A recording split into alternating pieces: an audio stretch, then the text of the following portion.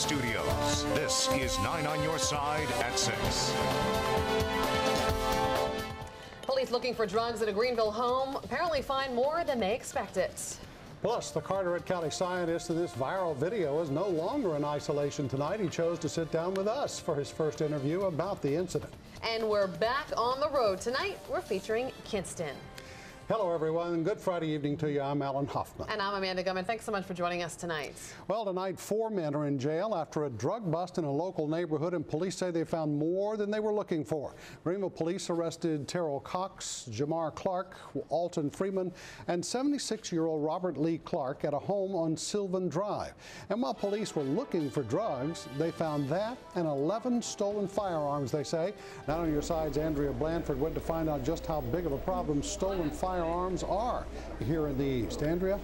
Yeah, Alan, Greenville police say drug busts are always a good thing, but getting guns, especially stolen guns, off the street should make everyone feel safer.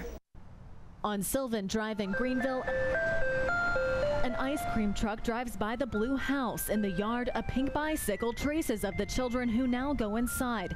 It's where police found drugs and stolen guns and arrested 4 men the day before. It ain't no big deal. She was at the house when we got there and wasn't happy to see us. Greenville Police Sergeant Joe Friday calls the drug operation a success. Drugs and firearms go together a lot. Friday says police are looking for the owners of the stolen guns. In the hands of drug dealers are going to be used for robberies. Sporting arms are probably going to be sold on the street to somebody else. But what if someone tries to sell a stolen gun to a dealer? Jerry Bowling at Aiden's Guns Unlimited says the buck stops with him. If somebody comes in and gives us a feeling that, you know, the gun will be stolen or their character would not be on par, we don't take the gun. If they do take the gun, Bowling gets the seller's name, address, and driver's license number. We send all that information to the Sheriff's Department along with the serial number so it can be tracked whether or not it's a lost or stolen gun. Bowling says he doesn't hear back from the sheriff's office unless it turns out the gun was stolen. He's been buying and selling guns since the 80s, and it's only happened once. It beats a lot of systems where nothing's done at all. Friday says most guns are stolen from cars and houses. Almost all the offenses where guns are used, those guns are probably stolen.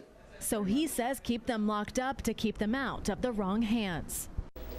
All 4 men face drugs and weapons charges. Greenville police charged 76-year-old Robert Clark with 11 counts of possession of a firearm by a convicted felon. Live in the newsroom, Andrea Blanford, 9 on Your Side. Deputies need your help to narrow their leads in a shooting investigation that killed 1 person. Investigators say 35-year-old Walik Walker and 27-year-old Devarius Williams were shot somewhere Wednesday night. They then drove themselves to the Wilco Hess on Highway 11 in Oak City. Deputies say they found Walker dead on the scene. Williams remains in the hospital tonight. Mothers of a couple found dead in their home 2 months ago say they will not let their children's murder go cold. Now, they say police are taking too long, and they call 9 on Your Side for help. Alex Freeman find out that wait may soon be over. For these 2 families, the past few months have brought nothing close to the closure they had hoped for. We got all these emotions running at one time. You know, it's like we're being torn in 15 different directions. They're torn by the deaths of 33-year-olds Jasmine Chesson and Quantellis Carr. It was back on March 18th when the 2 were found dead in their home, leaving behind 5 children. Carr's mother remembers finding their bodies. Jazz was sitting in a chair with her neck leaning with her laptop in her lap. Quan was on the floor face down with his hands under his stomach. It's been 2 months since Chesson and Carr were found in this home, candles still on the patio, and the family says they will not let their memory be swept under the rug. We're still suffering, we're still mourning, and we just want closure for us and the kids, for the mothers, the sisters, the uncles, the brothers. Many people had questions about Quantellis' past and how it could be connected to the crime after he did time for dealing drugs. His family and friends say the past is the past. It doesn't matter. It don't give nobody the right to put a gun to their head and take them like that. But all this could soon change. Princeville police telling us they've turned their investigation over to the district attorney for review, and shortly after they'll be able to make an arrest. In Princeville, Alex Friedman, 9 on Your Side.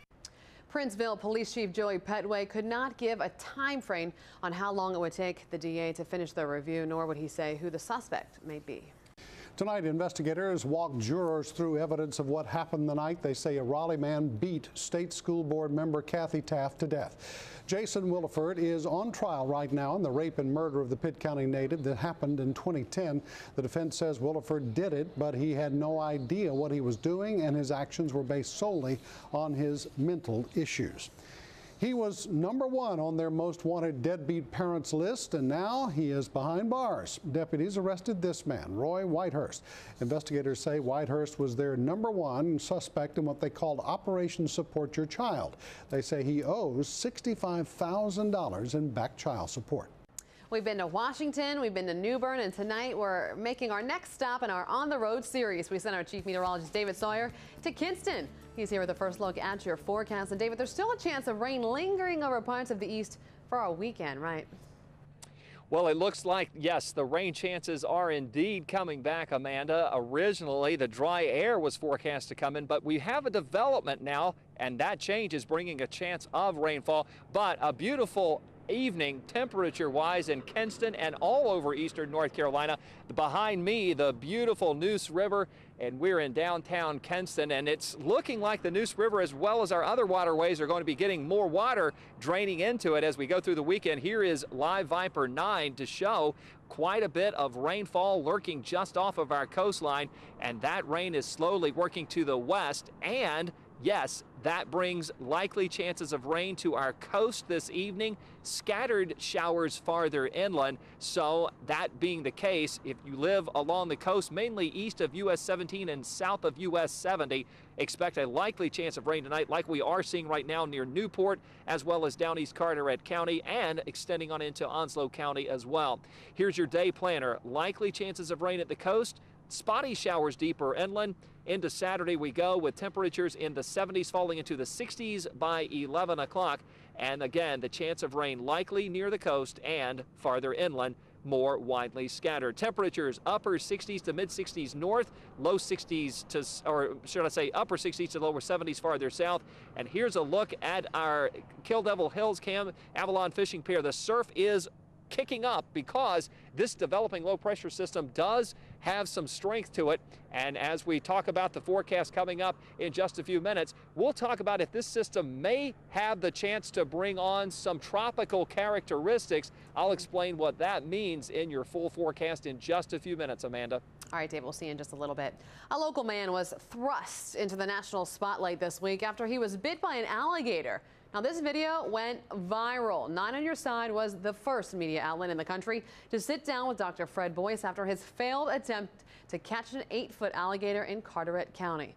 As our Madeline Wright reports, Boyce says getting involved with the alligator wasn't something he planned on, and it certainly didn't foresee it going this way.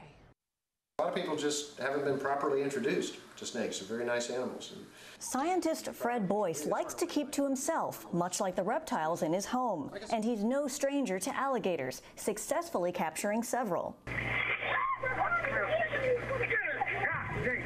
But his inability to capture this alligator on Highway 70 in Stacy made national news, bringing him into the spotlight. There's never been anybody around with a video camera until the one time that things go horribly wrong. His own family watched this video and wondered why he even tried to capture the 300-pound gator. I don't know what Fred was thinking about because obviously he didn't know what he was doing. Boyce says what he was doing was trying to save the alligator from being shot or hit by a car in the highway, but he says bad judgment led to his mistake. I told them that, you know, as soon as I grabbed it behind the head, they would, if they would, you know, just jump on its back right behind me, sort of like a little train, you know. Wasn't really a great idea since they really hadn't done this kind of thing before. Boyce says an alligator's bite force is 1,500 pounds per square inch. Luckily, he escaped with his life, his arm only needing a few stitches. He says the worst damage was to his ego. I've always said that if I were bitten by a venomous snake, for instance, which I do a lot of work with venomous snakes, I would probably die of embarrassment before the venom took its effect. He says next time he'll leave the captures up to the Wildlife Resources Commission. They're the only agency in the state legally allowed to capture wild alligators. Madeline Wright, 9 on Your Side. Boyce is a herpetologist at Pine Knoll Shores Aquarium. He's been off since his alligator encounter, but he's expected to go back to work soon. Brave guy. Well, it was graduation day at Pitt County Job Readiness Program. It's called Strive. The 4-week program teaches people, including ex-offenders, how to create resumes, approach job interviews, and follow up with employers. Family and friends cheered them on as they got their certificates today, and now they will start hunting for a job.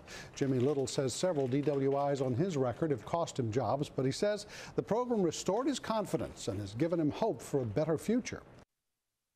I feel great. I mean, you can't describe the sense of accomplishment that I feel. Overall, it's something I'll never forget, something I'll take with me for the rest of my life.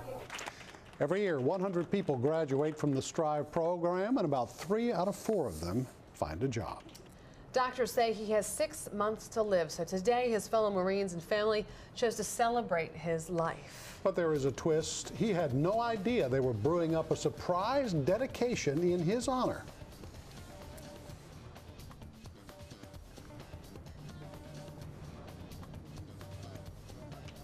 Hey, and it's a live look here in Kinston. Seeing it's kind of a reunion for me. My friend Stephanie with her daughters here. Girls, what are your names? Landry Smith, Casey Smith. And we'll be right back with your Storm Team 9 forecast.